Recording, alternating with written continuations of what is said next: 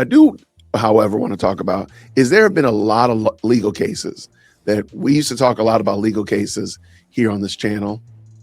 Of course, what's going on here in Fulton County. We didn't talk a lot about it, but the Carmelo Anthony case, what happened up there in Minnesota, all that kind of stuff. There are a lot of big legal cases going on around the United States.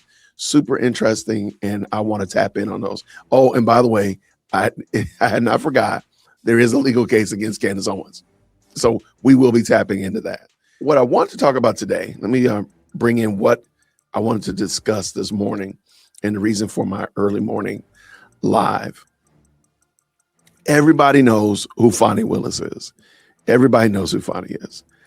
I didn't know that this happened, however, and I wanted y'all to see it.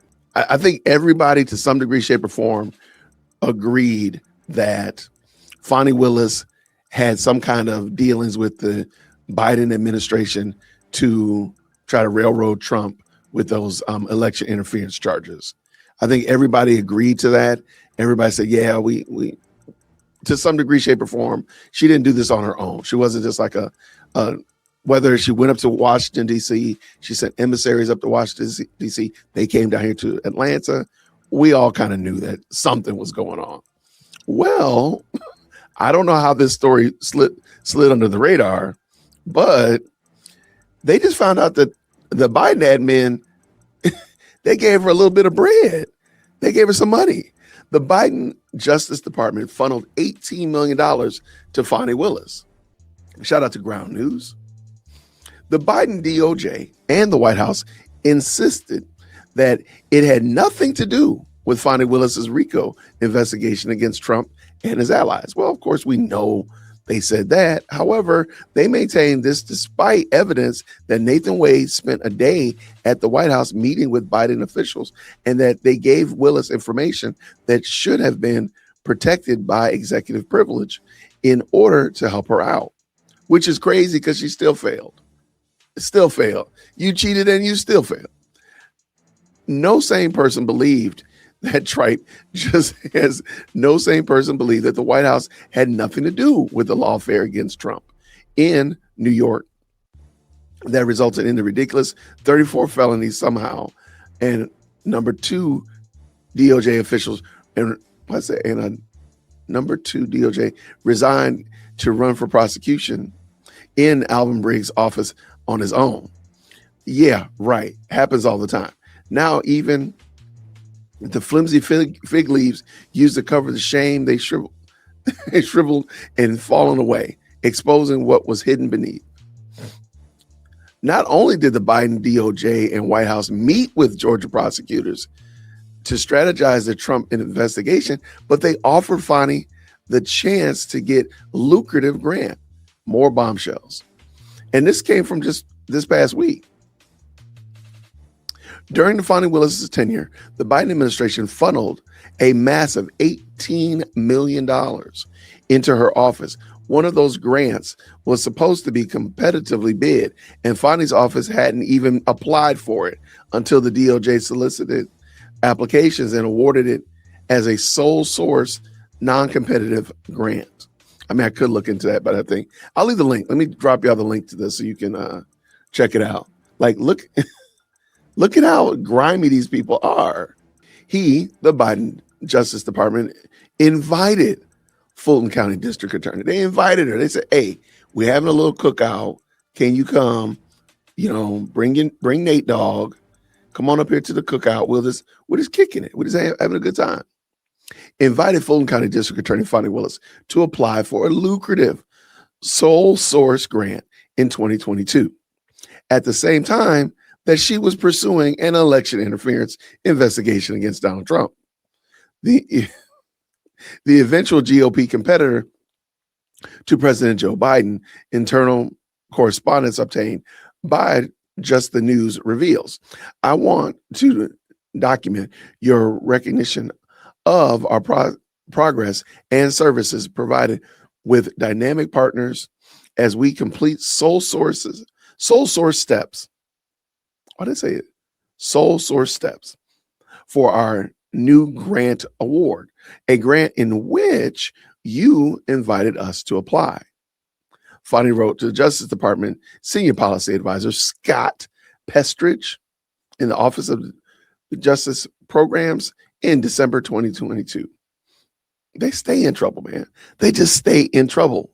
Why are y'all doing this? The district attorney was highlighting the Justice Department's 2022 Office of Justice Programs Community-Based Violence Intervention and Prevention Initiative grant, good gracious, from which her office ultimately received $2 million to implement its programs, agency records show. I would love for them to tell us what those programs are. Willis's office given millions by Joe Biden's Department of Justice at the same time she was prosecuting Trump. There was nothing weird about that sentence right there. Nothing. That makes perfect sense. Perfect sense. And I say that as tongue-in-cheek as possible. That award, which was opened in April 2022, was a competitive grant, appears to have been provided to Fulton County as a sole source, according to the district attorney. The Justice Department defines a sole source procurement as non-competitive, meaning no other entity competed against Fulton for the award. Nothing wrong here. Nothing to see here, people. Just keep it moving. Keep it moving. This award, which Willis said her office would use for community programs dedicated to ensure at-risk youth do not fall into crime, or help them reintegrate into society. If they do, was just a fraction of the more than $18 million in funding the Justice Department's Office of Justice Policy gave Fulton County Prosecutor's Office from the time Willis took office in 2021 until 2024. So 3 years, that's all the time that this case was going on. They got $18 million. Now, the only thing is it doesn't say that the other grants were, so about $16 million in grants that they were non-competitive. Maybe they were. In other words, the Biden DOJ paid Fani Willis to prosecute Trump. I mean, if it were the other way around, there would be nobody would argue. Everybody would see that. If Trump was doing this, they would quickly say that he was paying them to do it. So if that be the case, then we have to say the same thing. We have to say this now. I don't see any problem. I think they're right. John Solomon, we have finally acquired thousands of pages of documents with the help of America's First Legal that proves that Fani Willis was in deep collusion with the DOJ, J6 Democrats, and Joe Biden's White House against Trump. And I left the link to this down in the chat, so you can definitely check it out. None of this is at all surprising to me. What is, or should be, is that Pravda spent years denying anything remotely like this was happening. We believed it here in Georgia already. Update, Fani Willis receives gift grant found. Justice Department comes to Willis, takes your cash, about $2 million wired just to her. There is now a complete body of documents for Congress to look at this. What? That's crazy. There was a time, at least I think, there was a time when a story this explosive would be like catnip to reporters. Now it's their job to cover things up, spin, do pirouettes, create hoaxes, and repeat Democrat Party talking points. Beyond the grant details, the documents show that Willis's office coordinated extensively with the Biden Justice Department and the White House, as well as Democrats on the House J6 investigative committees, as she built a failed criminal case against President Trump and his allies. Just the news reported on Wednesday. Yeah, all that money went for naught. That's crazy work. After all that, you still failed. That's crazy work. The award of the non-competitive grant for Willis came while her office was preparing the case and while federal prosecutors were investigating Trump under similar contexts.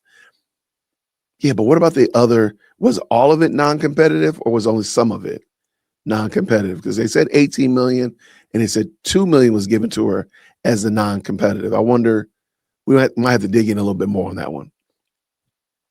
Willis, who became Fulton County District Attorney in January 2021, vowed from her earliest days of her term to pursue an investigation into President Trump, who left office at the end of that month. On February 10th, 2021, Willis announced that she was opening a probe into Trump for violations of the Georgia state law, to include solicitation of election fraud and the making of false statements to state and local governmental bodies, conspiracy, racketeering, violation of the oath of office, and any involvement in violence and threats related to the elections administration. Ooh, she was serious, man. She said she gonna get him with everything. She said he took her lunch money in third grade, taking that, all of that. How many times have we seen Adam Schiff trotted out to the Democrats' designated liars and being treated as a font of knowledge? A font of knowledge is crazy. He is the most proven liar in politics these days, and the media treats him like a god. Over the past year, we have been treated to an unending list of stories about corruption from the highest levels of government down to the local NGOs stealing billions of dollars with the aid of Democrats. And the media barely touches the story. They help promote years of lawfare against Trump and his allies. And now they are screaming about how Trump is using lawfare against his enemies, despite there being zero evidence to back it up.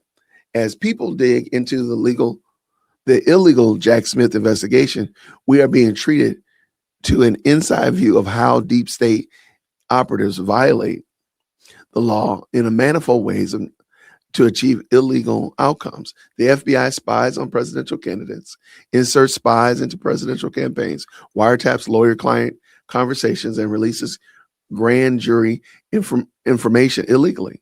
Does anybody in the media care? Pretty much only an alternative media. Instead, Pravda attacks Trump as an authoritarian violating norms. Joe Biden, DOJ, paid Fani Willis to prosecute Trump. I guess that's how you defend democracy these days. All right. Hopefully we'll hear more about this. I will keep looking in and checking in on this. If you were wondering, if you just jumped in, it's become very clear that the Biden administration paid Fani Willis. Gosh, man, we just can't win, man. We just can't do right here in Georgia. It looks like they paid Fani Willis through some grants, and these grants were non-compete. So you just put in an application and you get the money, which is crazy work. Because I got a feeling we're going to be talking a lot about Lady Willis, so might as well just go ahead and get it popping. Paralegal Institute, shout out to the homie, Paralegal Institute, did a review of Fani getting caught hiding evidence and other secret collusions. So I want to bring this in because I think it's going to be a big deal, along with this $18 million. $18 million. And you think about it, her budget for the year is 32 or 30. I think it's $30 million. So $18 million is better than half her budget.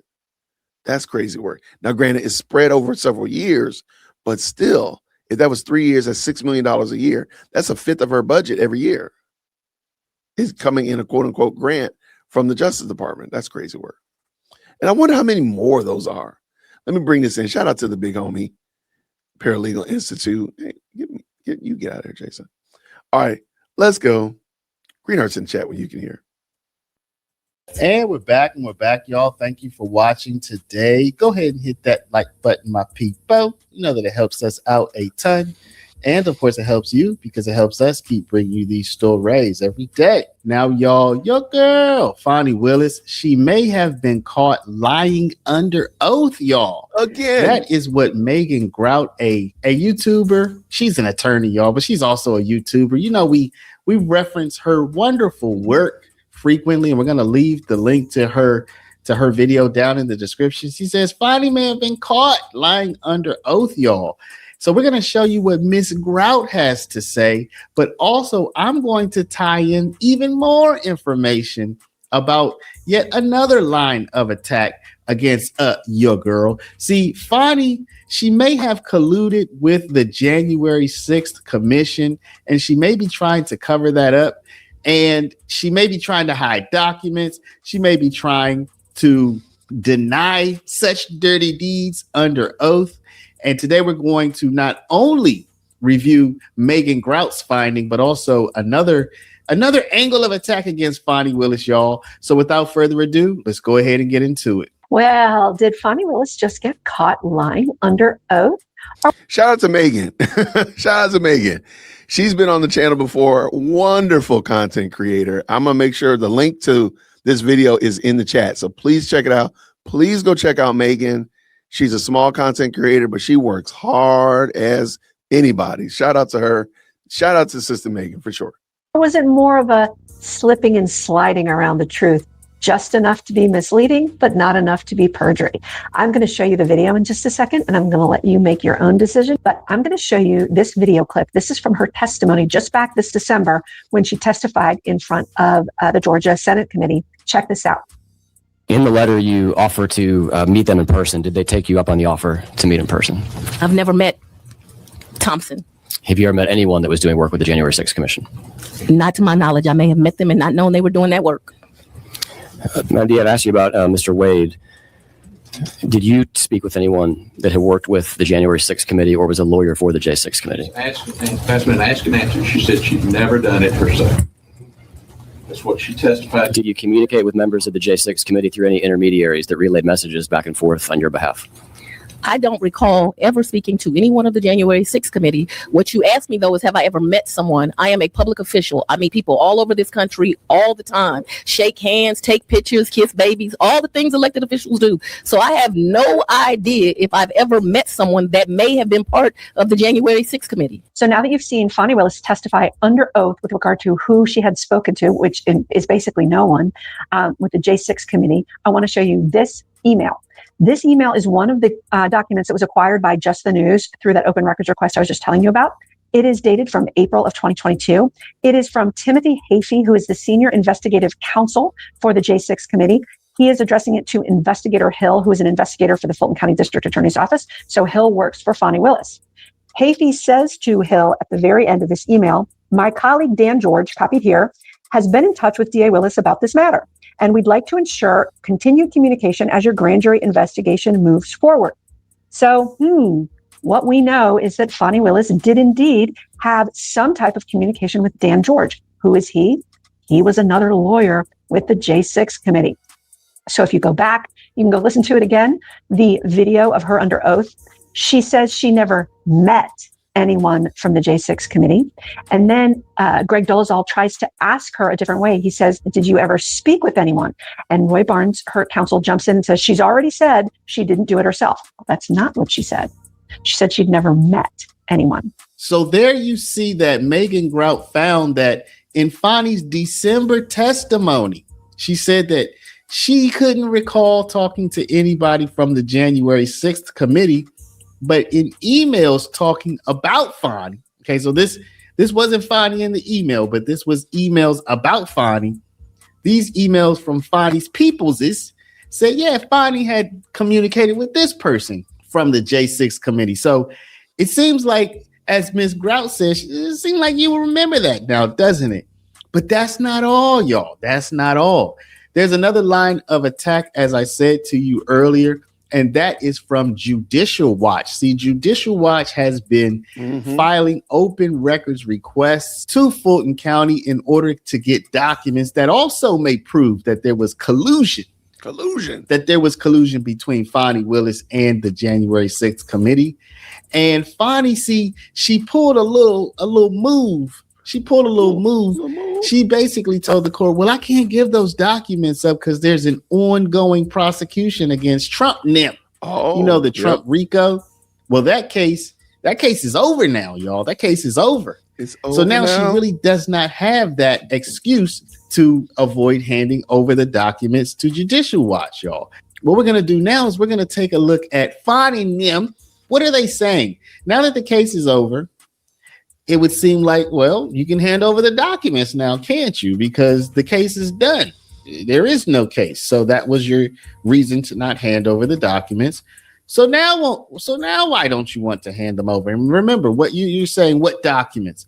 Judicial Watch is looking for documents that could possibly tie Fani Willis to colluding with or doing dirty deeds, something inappropriate as it relates to the J6 committee, y'all. So this is what Fani says is the reason that now that the Trump RICO is over, she still shouldn't have to hand over the documents. First, they start off by saying, Madam District Attorney. So y'all, Fani wants you to call her Madam District Attorney. That's crazy work. District Attorney to you. Madam District Attorney Fani Willis acknowledges the related underlying criminal case, Trump RICO, has been closed and no longer pending. Consequently, the pending prosecution exemption from disclosure no longer applies. So they just still like, yeah, y'all got that. So why won't you turn over the documents now, Fani? While the prosecution of the underlying case is no longer active, the documents provided for in-camera inspection remain exempt from disclosure as confidential attorney work product. Attorney work product includes documents and other tangible things prepared by or for a party in anticipation of litigation or for trial. State and federal courts have recognized the applicability of the work product doctrine to prosecutorial work. Ultimately, the work product doctrine protects the adversarial system by allowing attorneys to prepare cases. Yeah, she's still talking about preparing a case when the case is done. Okay. So all of this goes on to say, when we're preparing for trial, we don't have to turn over these types of documents. Well, there is no trial, Fani. You were removed, one. And then the entire trial, the entire case was thrown out, too. So basically, they're falling back on this. Well, we shouldn't have to turn over these documents that were part of us preparing for trial. There is no trial. Okay. So not only do we have what Ms. Grout found, where Fani may have not said the entire truth under oath, but we also have this that Judicial Watch is like, yo, we want to see some documents. These could be other documents. So y'all, look, 3 more years, y'all. 3 more years under Trump. Okay. Fani is not looking good for her, y'all, because at some point the courts are just going to have to give these documents over. Now, did she do something wrong or no? I don't know. Maybe she didn't do anything wrong. Maybe she didn't collude. I don't know that part. But this whole thing about not turning over the documents, I don't think it's going to fly. They've already found that she has had contact with the J6 Commission and then says she can't recall. And Judicial Watch is still on her heels. This is still an open case. So let me know what y'all think. Do you think Fani will have to turn over these documents? And if so, do you think there will be anything that proves collusion? Let me know, y'all. Drop a comment down below in the comment section. But before you do, please stop, hit the share button. Share this video out over email, text message, WhatsApp, Facebook, Snapchat, Instagram, all your favorite social mediums. And of course, if you're not a subscriber, please do subscribe. Thank y'all for watching. Love y'all. See you back in the next one. You know that. Shout out to Paralegal Institute. Y'all go check them out. Very good content creator. Excellent content creator. I check him out all the time. So he does a great work. And sometimes I'll be mad, like, dog, you done scoop me on what's going on in my own city. But for real, though, great content creator. Definitely earned your support. Y'all, we got to go to Chicago. We got to go to Chicago next. What we got here? What do we see? I seriously don't know how we fix all this corruption. The Uniparty is definitely responsible for ruining our government in the last 50 to 60 years. You know what? I agree 100%. I don't know if it's necessarily only a party thing. I do think the problem is that this is what I think would solve it. Remove the incentive for corruption. There's corruption there. There's rot there because there's fresh meat or whatever you want to call it, meat there to be corrupted and rotted. So remove the incentive. Get rid of some of the fiscal bloat. And it will, I believe, it will reduce the amount of corruption. Not saying it gets rid of it, but reduces the amount. There should be no reason in the world that somebody should be able to enter public office, a public servant, with $2.85 in their bank account. 3 years later, they're a multimillionaire. That doesn't make sense. That just doesn't make sense. So things like that should not even be. You would have to have high level corruption or deep-seated corruption.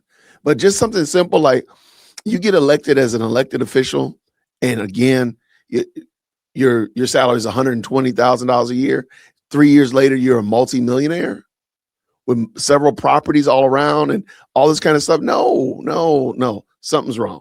That needs to be done away with. That should be done away with immediately. That would be mine. And if we just cut the financial bloat of the federal government, I think we would see significant change. But that's just me. And again, that's not a fix everything, because there's lots of bloat. There's lots of cancer going around in the body of the United States. So there's just one of the many ways, in my opinion. It's just, the problem is power corrupts. It's just on steroids now. Absolutely. See, I am for term limits, but we literally have term limits. Now we could codify it and say you can only be an elected official in this role for 6 years, and then you got to go.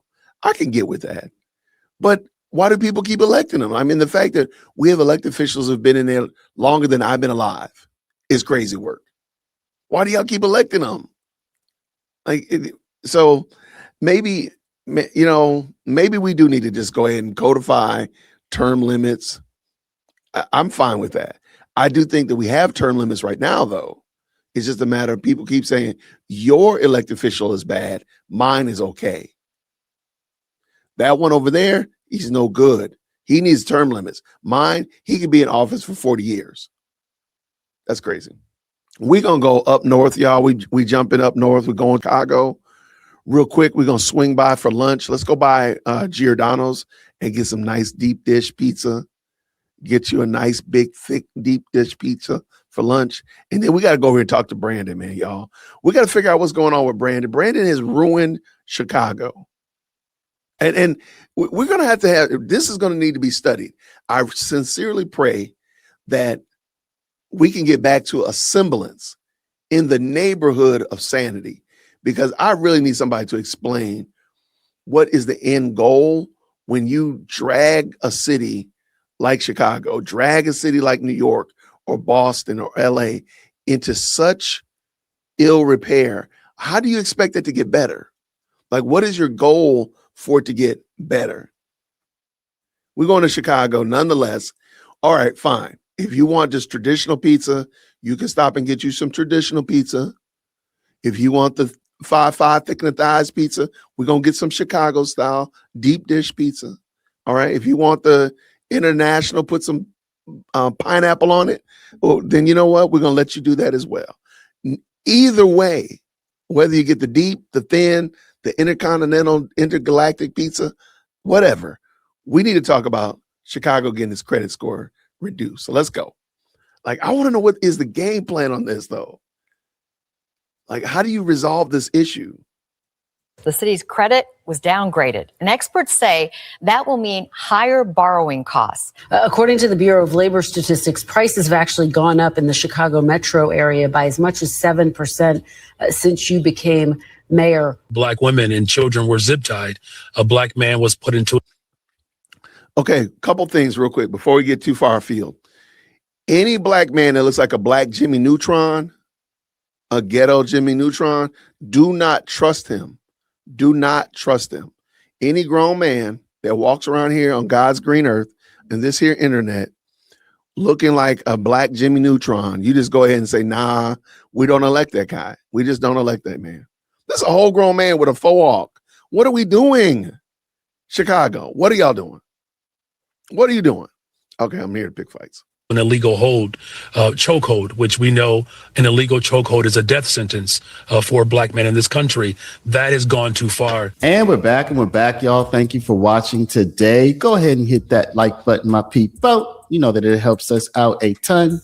And of course, it helps you because it helps us keep bringing you these stories every day. Now, y'all, your boy the illustrious sub 10% approval rating mayor of Chicago, Brandon Johnson, or Brandy Boy to you. Brandy Boy is he crazy. He has said, who knows how many times, 1 million times, 100 million times, that he's trying to build the safest, most affordable big city in America, y'all. It needs to be safe and it needs to be affordable. So how safe is Chicago right now? Well, we all know that it's probably one of the most unsafe big cities probably in the world. And wow, hold on now. The world? I think definitely it's in the top 5 worst cities in America, but in the world? I guess you gotta say a big city. I don't know, man. That was crazy. Somebody's gonna have to do a search on that one. I'm pretty sure it might be right though. In the world, that's a lot. There are a lot of cities in the world that I think are worse than Chicago. Wow. Okay, shout out for sure. About affordability. Well, as you are going to see, Chicago's cost of living has recently spiked. And more bad news, y'all, as you're going to see in this video, the city under Brandy Boy's leadership has now suffered a credit downgrade, y'all. Its credit rating is bad, y'all. And it just got worse. So Brandy Boy is out here talking about Trump. He's focused on what's happening in Minneapolis. He's focused on what's happening all across the country while Chicago is suffering, y'all. We're going to take a look at that today. It's going to be a quick, tight video. So without further ado, let's go ahead and get into it. The city's credit was downgraded, and experts say that will mean higher borrowing costs. NBC5's Rose Schmidt is live in our newsroom right now to break down what that will mean. Rose? Well, Allison, this is really about the city's ability to pay back its long-term debt. And financial experts tell me the rating agencies are looking at Chicago right now and seeing a dysfunctional government. So shame on that. The 2026 budget cycle was contentious, and 2 credit agencies took note, downgrading Chicago's credit 1 notch. We're borrowing money to pay for the firefighter back pay under the new collective bargaining agreement. We're borrowing money to pay for judgments and settlements that were already in the pipeline. And so they'll be just a little bit more costly for that. The agency cited the friction between Mayor Brandon Johnson and council and the city's financial challenges. If I buy City of Chicago bonds, I'm probably going to have those bonds for 10 years or 15 years or 20 years. And so a credit rating is meant to give an investor an understanding of just how likely it is that they'll get their money back. Now, your boy says that he's looking to build the safest, most affordable big city in the country. But for some reason, he can't stop talking about Donald Trump, y'all. Why is that? Like, what does that have to do? What does Donald Trump have to do with being the safest, most affordable big city in the country? Anyway, y'all, let's listen to your boy talk about his plans that so far he's having very much difficulty realizing. Which we know the wealth concentrated in the hands of the few people has caused a great deal of turmoil. And that's why in Chicago, we're providing a different vision, building affordable homes, investing in education, creating good paying jobs for families. That's what working people want us to do. That's what Democrats have to continue to lead on. Well, let me ask you about the issue of affordability. According to the Bureau of Labor Statistics, prices have actually gone up in the Chicago metro area by as much as 7% since you became mayor. Why is that? And what's your argument for why Democrats are the party to bring prices down? Well, first of all, what we've seen with this president, with those tariffs that have been deemed illegal, that created an additional burden of on average $2,000 per household, right? So that's, you know what, I wonder, and I've been saying this before, if it weren't for Trump, I wonder what these people would have to talk about. Like, literally, it's kind of like Israel derangement syndrome. It's Trump derangement syndrome. It's just, localized. Every problem is dealing with Trump. That's crazy work. Chicago was unaffordable under Biden. Chicago was crime-ridden under Biden. Now, Brandon Johnson has exacerbated the problem, I feel like, but these problems were not new to him. But the fact that literally all he brings up is Trump, man, come on, bro. Go on somewhere with that dumb stuff. You're seeing a reflection of his poor policies. What we've done in the city of Chicago, I've invested in our education, but we also have made sure that our teachers are supported, our childcare workers are supported. We just gave childcare workers. Chicago has some of the worst schools in in the country. Chicago leads in everything that's bad. Like, I'm sorry. Like, I don't think he just be saying stuff. Brandon just be saying stuff. A raise in our city, an additional $7 million in our budget to do just that. $500 million into our public education system. We've hired 31,000 young people just to work over the summer. While at the same time, I've invested over $1 billion for economic development and housing, which is the largest economic and housing investment in the history of Chicago. That's what we're doing to beat back against the Trump administration. We have to double down on our efforts to ensure that our public institutions are supported and that we're growing our economy. Look, we have economic development that is happening on the west side of Chicago, the 1901 project just outside of the United Center. We're talking about $8 billion of new investment on the southeast side of Chicago, where there hasn't been investment in over 30 years, where the steel mills used to exist. We have a brand new entity, quantum computing will be the first spot in America for this new technology that's going to draw economic development throughout that entire region. That joint will not be there in 2 years, I promise you. Nobody, I mean, Chicago is a dying carcass and the vultures are circling. You see that the governor of Indiana is trying to sway the Chicago Bears to come 20 miles east and they'll build them a stadium in Indiana. This is happening all over. You can say that the only reason people are thinking about bringing quantum computing to Chicago is because it's a dead land and they know they can get the land and then get the building for dirt cheap. That's it. And when they decide to leave from there and go to Texas, when they decide to leave from there and come here to Georgia, they're going to write off all of that money that they wasted on that and make off like a fat cat. That's the only reason this is happening, Brandon. And you know this. 20% of the world's fresh water. Of course, we have, one of the most diverse economies in the entire country. And so the economic development that's happening in the city of Chicago is certainly strong, but we are competing up against an administration at the federal level that has a great deal of disdain and animus against working people. And now with this credit downgrade, sorry, Chicagoans, but things are about to get more difficult because borrowing for the city, which is an essential function of any government, borrowing is going to cost Chicago more. And by default, it's going to be harder for them to get the funding for the city that they need. The Johnson administration wants to reassure people these ratings actions do not change the city's day-to-day operations. But University of Chicago professor Justin Marlowe estimates this will mean $3 to $5 million a year in additional borrowing costs. And to put that in context, that'd be roughly the equivalent of, say, a neighborhood fire crew. Last year, a group of alders disagreed with the mayor's controversial head tax on large companies, so they took it out and crafted their own plan. Johnson's administration now says, like the ratings agencies, it's also concerned about that final budget and the lack of structural revenue sources. But the alders say the credit challenges are the result of ongoing budget mismanagement, not our amendments to the mayor's proposed budget that ultimately made it more financially responsible. Notice they don't say tariffs. They don't say Trump. They don't say federal government. They're not talking about ICE. They're not talking about anything like that. They're talking about mismanagement down there at City Hall. Okay. Here's the Civic Federation's advice for the next budget cycle. The government has to work together as a whole. So yeah, y'all, this is what you get when you get somebody who wants to be like a civil rights leader and a migrant activist and at the same time a social studies teacher and at the same time a mayor.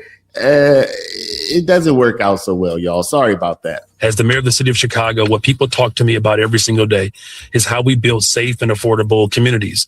That's what my focus has been. That's what we're doing in Chicago. And it's quite disappointing that this president has not caught on with the hopes and aspirations of working people. Well, one of the biggest flashpoints, certainly last night and right now, is the issue of ICE, how it's being deployed. You have called for abolishing ICE. What do you say to Democrats who argue that goes too far and could actually give Republicans the upper hand on that issue politically? Well, what has gone too far is this president. He has worked outside of the confines of the Constitution. We have filed multiple pieces of litigation against this president because he has overreached, and we have prevailed in every lawsuit that he has put forth against our city, we have beat back. Look, a dad was dropping his children off to school and was murdered by federal agents, and then they lied about it. Another woman was shot multiple times in the city of Chicago. They lied about it, pressed charges against her. Those charges were later dropped. We know that, Renee and Alex and those families are still grieving because they too were not just shot, but they were murdered. We have seen this president circle Black Hawk helicopters over apartment buildings on the south side of Chicago, where long guns were placed in the faces of Black women and children were zip tied. A Black man was put into an illegal chokehold, which we know an illegal chokehold is a death sentence for a Black man in this country. That has gone too far. So yeah, y'all, Chicago, you have a credit downgrade. Y'all credit just got worse under the stewardship of the illustrious sub 10% approval rating mayor of your city. And if the past is prologue to the future, look, y'all think he's going to get better now in the second half of his term? I don't know, y'all. So let me know, Chicagoans, people across the United States, what do you think about the fact that the illustrious sub 10% approval rating mayor of Chicago is supposed to be making it safer, supposed to be making it more affordable, while prices are going up and the credit rating is going down, y'all? Drop a comment down below, but before you do, please stop, hit the share button. Share this video out over email, text message, WhatsApp, Facebook, Snapchat, Instagram, all your favorite social mediums. And of course, if you're not a subscriber, please do subscribe. Thank y'all for watching. Love y'all. And we'll see you back in the next one. Shout out to Paralegal Institute. Yeah, man, I really want to know what Chicagoans think about this. Watching it and looking at it, I see it looks terrible. It looks crazy. But how do y'all keep allowing this to happen? You had Lori Lightfoot. And I don't think Lori Lightfoot was the best by any means or measures. But my goodness, in the morning, I bet y'all want Lori back now. How did y'all allow... Oh, and by the way, how did y'all allow a social science teacher, a high school social studies teacher, to become mayor? How did that work? I want to know what happened. What was the chain of events that allowed that to happen? I know you liked that episode. This is actually a clip from a larger live stream. The link is down in the description, so you can go check it out. I hope you enjoyed it, and I'll see you down there. Grace and peace.